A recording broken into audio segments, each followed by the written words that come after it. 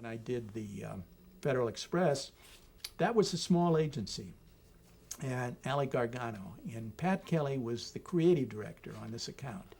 And Pat Kelly was also fantastic. He understood the same thing. So we just enjoyed the shoot. He'd have a basic idea, and then we'd build on that.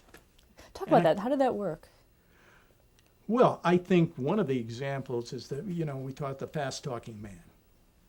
Well, he had seen this guy, this fast-talking guy, John Machida, in some show. And he said, God, you know what?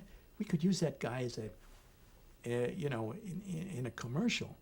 And so he came up with this thing and had the storyboard, which you could see the storyboard if you want, and how it ended up there. But anyhow, came in, and John came in, he said, he could talk fast, but he said, the one thing you're missing in the script here is that you need this alliteration, like Peter Piper has a peck of pickles. He could just do that and so we rewrote the whole thing that morning. And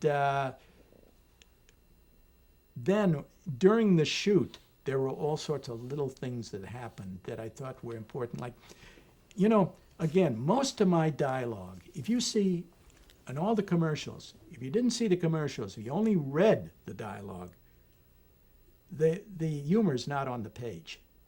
The humor's in the execution, and this is what I feel strongly about anyhow. It's all execution.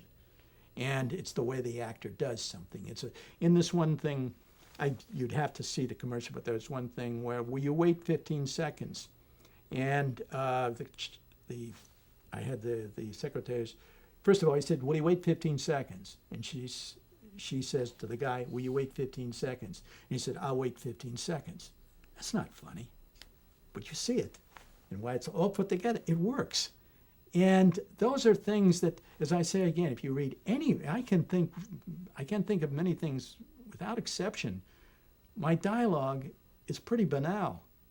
It's inane, but it's the way people talk, and it's just the way it's execution. Everything is execution. I think that's one of the main reasons when I got into this business, when I was still an art director, I thought, these storyboards are nonsense. What the storyboard I do is nothing.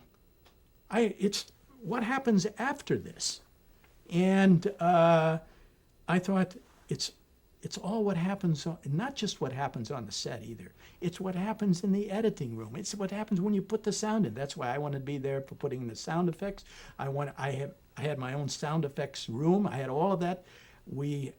And right to the transfer. When you transfer it, things can happen there right up until the very end. And I would say, and I didn't realize this till years later, I was probably the only director that worked that way in the commercial business. All the rest of them, I get this, well, Joe, how are you going to make any money?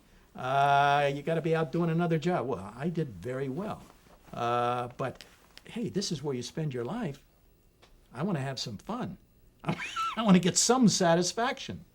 And I didn't want to be that collaborator, that assembly line worker.